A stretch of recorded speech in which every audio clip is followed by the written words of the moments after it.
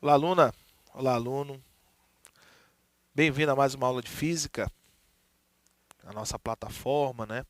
Nosso canal da TV Educação. E vamos à aula de hoje, certo? Hoje nós vamos falar sobre conservação da quantidade do movimento angular ou do momento angular. Muito interessante essa aula.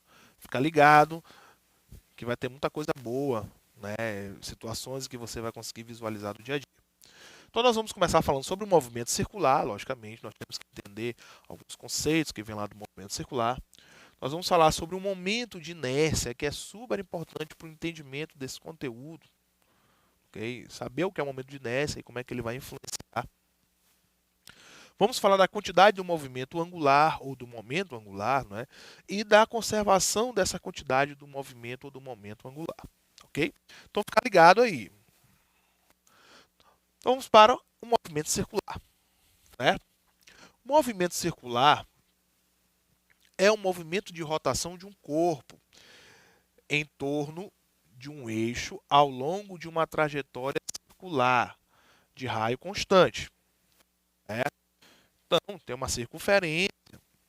Okay? Então, essa partícula ou esse corpo ele vai se mover, certo? Fazendo esse movimento na circunferência, né? sobre a circunferência em si. Não é? Esse movimento pode ser uniforme. Uniforme é aquele que mantém velocidades constantes, né? Ou pode ser variável, né? Pode ser uniformemente variável. Aí tem a variação da velocidade. Ou seja, nós podemos ter o MCU, movimento circular, ou o MCUV, movimento circular uniformemente variável.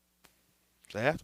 As interpretações do movimento circular e do movimento retilíneo serão basicamente as mesmas. As equações, né, que são utilizadas para o movimento uniforme e o movimento uniformemente variado para o movimento retilíneo, né, que são utilizados no movimento retilíneo, nós iremos adaptar para o movimento circular. Certo?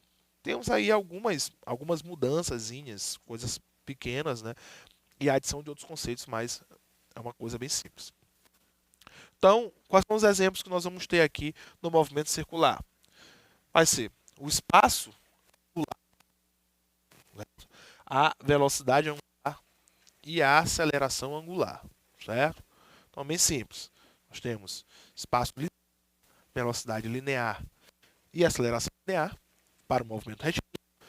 Para o movimento circular, nós temos o espaço angular, velocidade angular e aceleração angular. Tá, ok? Então vamos. Momento de inércia. Correto? O momento de inércia ele vai ser a resistência à mudança de velocidade angular. Certo? Preste atenção. É a resistência à mudança da velocidade angular de um corpo que se move em movimento circular. Certo? Ou seja, nós temos a velocidade angular, que é a velocidade com que o corpo ele vai se mover, né, do angular na circunferência. Então, o momento de inércia vai ser a resistência a essa velocidade. Tá, ok? O momento angular, nós calculamos ele através da equação, que é o I, que é o movimento, né, que nós chamamos de momento angular, vai ser igual a massa multiplicado por R ao quadrado. O R vai ser o raio do movimento. Vai ser a distância do eixo do momento angular até a partícula, né, que está se movendo, até o corpo que está se movendo. Certo? Então, esse corpo ele faz um movimento circular, então ali nós temos um raio. Certo? Então, o momento de inércia vai ser igual ao produto da massa, né, deste corpo que está se movendo pelo raio. Né? Então, para um corpo de massa m, cujo centro de massa está posicionado a uma distância fixa, que é o raio, de um ponto fixo em torno do qual este objeto pode executar um movimento circular. Okay? Então, esse é o momento de inércia. Algumas considerações. Percebam o seguinte. Eu tenho um raio, distância ao quadrado, e tenho um momento. Essas grandezas, elas são diretamente proporcionais. Um aumento do raio, eu tenho do momento de por aí vai. Tá ok? Então, preste atenção, porque isso nós vamos utilizar para frente. Tá ok? Então, vamos lá. Quantidade de movimento angular. Certo? A quantidade de movimento angular ou de momento angular, que é o L, é definido pelo produto da inércia rotacional, do momento de inércia, que é o I, pela velocidade angular, que é o W. Certo? Lembrando que velocidade angular, ele vem lá do conceito do movimento circular. Certo? Não pode esquecer isso aí. Então, o L, ele é igual ao produto do momento de inércia multiplicado pela aceleração angular. Ok? Então, nós temos esta relação. Ok? Bom, para que tenha uma conservação do movimento angular, do momento angular, certo? No momento que nós fizermos aí essa relação, quanto aos toques externos, nós vamos perceber o seguinte, que os toques externos de uma partícula eles têm que ser iguais a zero, certo? Para a conservação, da quantidade de diferença externa, certo? Os toques externos aqui, eles não são vindos, certo? Temos apenas a manutenção, das situações que estão internas ao movimento, tá ok? Então, quando nós fizermos a situação variação da quantidade de movimento angular pelo tempo, isso será igual a zero, porque os toques externos têm que ser iguais a zero. E aí a conservação, tá ok? L, que é a quantidade de movimento angular, ela será uma constante. A quantidade de movimento anterior movimento angular numa situação posterior, certo? É só lembrar lá da conservação da quantidade de momento linear, A quantidade de movimento antes, ou o somatório da quantidade de movimento antes, é igual ao somatório da quantidade de movimento depois. Aqui nós vamos utilizar esse mesmo conceito, certo? Então, no caso aqui, a conservação, vai haver a conservação do momento angular do sistema, certo? Então, o sistema ele mantém essa conservação. Continuando, na conservação do movimento angular, certo? Então, a quantidade de movimento angular de qualquer objeto só pode ser alterada, certo? Em interação com outros objetos ou meios, certo? De tal forma que a quantidade perdida ou adquirida pelo objeto, o ΔL vai ser igual ao I vezes o ΔW, A variação da quantidade de movimento angular vai ser igual ao momento de inércia multiplicado pela variação, da velocidade angular. É sempre igual ao que foi adquirida ou perdida para outros objetos ou o meio, certo?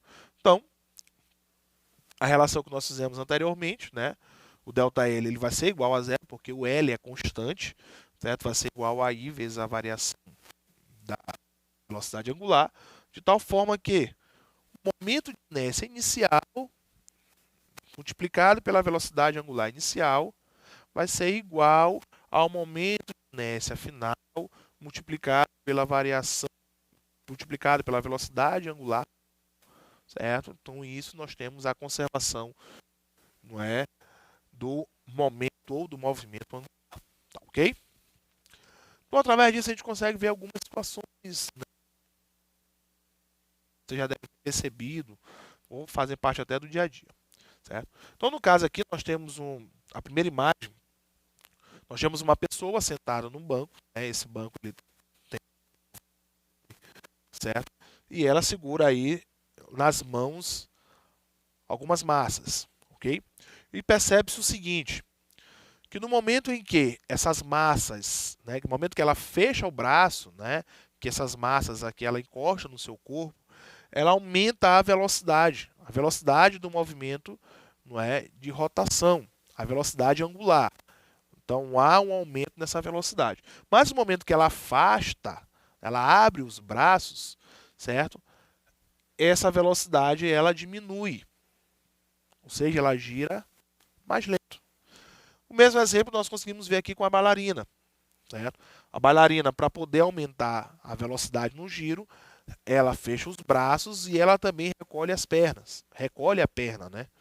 Então ela consegue fazer um movimento mais rápido, né? A velocidade angular é maior. Mas no momento em que ela afasta a perna e abre os braços, a velocidade é menor, ok? Isso porque momento de inércia, né, é massa vezes o raio ao quadrado, certo? Então, se eu aumento o raio, eu aumento o momento de inércia. Lembrando que o conceito de momento de inércia é a resistência à velocidade angular. Ou seja, no momento em que o raio aumenta, a resistência também aumenta. Então, a velocidade angular irá diminuir, certo? Se nós, né, lembrarmos aqui também da equação da quantidade de momento angular ou de movimento angular, nós vamos ver que o L, né, que é o movimento angular, ele é igual ao momento de inércia, que é o I, multiplicado pela velocidade angular, que é o W. Ou seja, o I e o W, né, momento angular e velocidade angular, são grandezas inversamente proporcionais. À medida que uma aumenta, a outra diminui. Certo? Que uma aumenta, a outra diminui. Ou seja, se há um aumento do momento de inércia, há a diminuição da velocidade angular. Tá ok? Isso nós conseguimos ver claramente aqui nesse exemplo. Bom, então um exemplo lá da pessoa que está sentada no banco, né, o banco girando, e ele aumenta, né, abre ou fecha os braços, né, com isso há uma variação na velocidade, certo? Então está sendo representado aqui. Então nós temos a primeira situação de braços abertos, situação inicial, e a segunda, que é a situação final, de braços fechados, né? A massa recolhida ali próximo ao eixo do momento de inércia, né? Da quantidade de movimento angular. Então é o seguinte, então nós temos no inicial, né, a quantidade de movimento inicial vai ser o momento de inércia inicial vezes a velocidade angular inicial. E para o final, né, quantidade de movimento final vai ser o momento de inércia final vezes a velocidade angular final, tá certo? Não há atrito, né? Estamos desprezando essas situações externas, então não há atrito entre o banco, né? Entre o banco e o eixo, isso não tem. Então ali, movimento perfeito sem interferência. Então, as tensões externas é igual a zero e a conservação, né, a quantidade de movimento ele será constante. Então é o seguinte, então nós temos a situação da conservação, né, a quantidade de movimento angular inicial igual a final, ok? Fazendo a substituição, nós vamos ter momento de inércia inicial vezes velocidade angular inicial, momento de inércia final vezes velocidade angular final, ok? Então a velocidade angular final, né, fazendo ali, né, a matemática, né, vai ser o momento de inércia inicial multiplicado pelo momento de inércia final. E tudo isso multiplicado pela velocidade angular inicial. Ou seja, momento de inércia final, velocidade angular final vai ser igual momento de inércia inicial sobre momento de inércia final. Tudo isso multiplicado por velocidade angular inicial, certo? Lembrando que, né, o momento de inércia é massa vezes o raio ao quadrado, ok?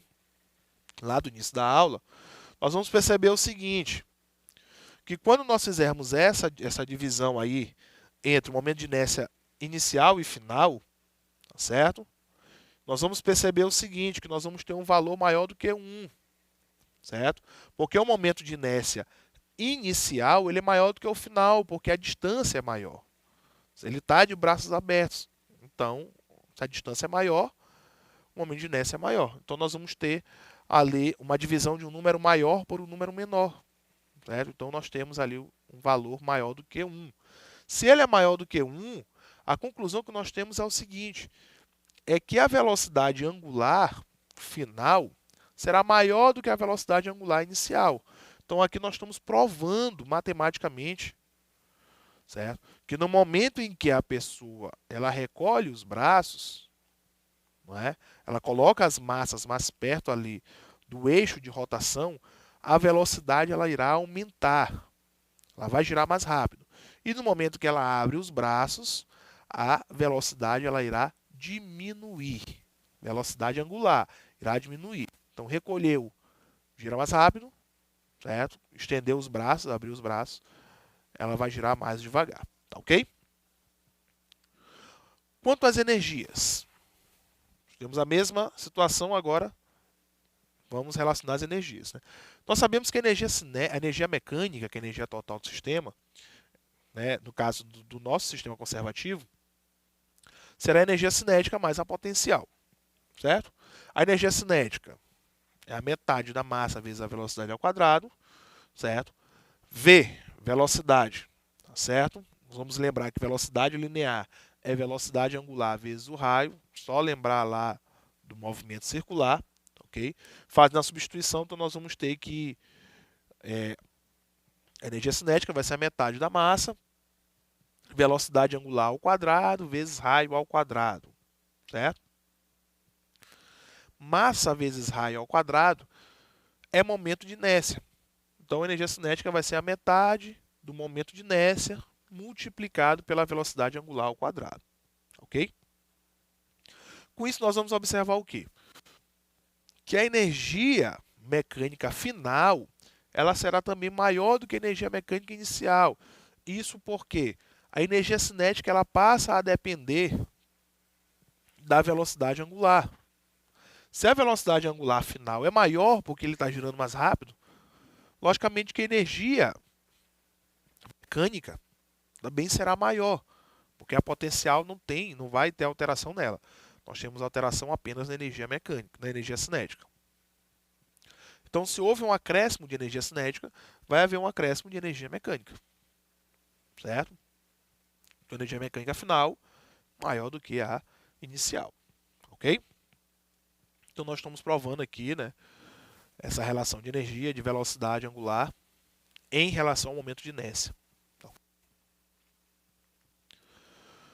nós temos aqui uma outra situação, certo? A situação do salto, né, o salto ornamental. Então, a pessoa que vai fazer o salto, certo? Em algum momento ela encolhe, né, recolhe o corpo, recolhe os braços e as pernas, isso com o intuito de aumentar a velocidade. Então, ela faz o movimento, né, o movimento inicial, em um certo ponto, recolhe as pernas, certo? Esse recolhimento das pernas vai ocasionar uma velocidade de giro muito maior, né, que é a velocidade angular, e no final, certo? Ela vai voltar ao seu estado inicial para poder fazer um mergulho. Então aqui é um exemplo da conservação da quantidade de movimento angular também, ok? Bom, então aqui nós temos a seguinte situação. Então temos uma pessoa sentada no banco, né? O banco ele tem um giro aqui livre, né? Ele segura aqui uma roda, que essa roda também gira, ok?